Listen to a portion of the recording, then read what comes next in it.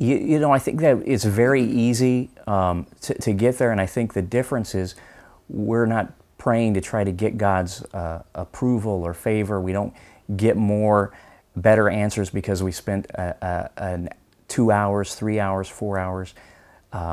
But we're really praying to change our hearts, and that's the difference. The praying is changing us. Why does God come ask us to come to Him and ask Him for things He already knows we have need of? And the thing of that is He wants us to spend time with Him. I'm reminded of the story I heard a preacher share one time that growing up as a young child, his uncle would come visit 2 or 3 times a year, and whenever his uncle came and visited, he'd say, Johnny, come over here, and he'd reach into his pocket and he'd pull out a nickel and he'd give him a nickel. And throughout the whole afternoon that he was over at the house, anytime Johnny wanted a nickel, he'd come over and ask his uncle for a nickel, and his uncle would give him that nickel. And finally one day Johnny said, you know, why do we play this game? Why don't you just give me, I see you have a whole pocket full of nickels, why don't you just give me those nickels all at once, and then I'll leave you alone? And he says, oh, you missed the point.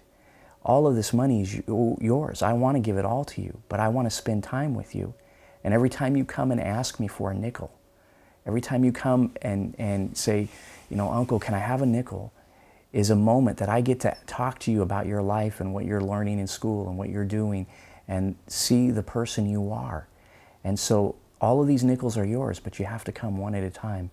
And I think that's really one of the keys of prayer, is that God wants us to come to Him and spend time with Him. So yes, there is the potential for the vain repetition and that sort of thing.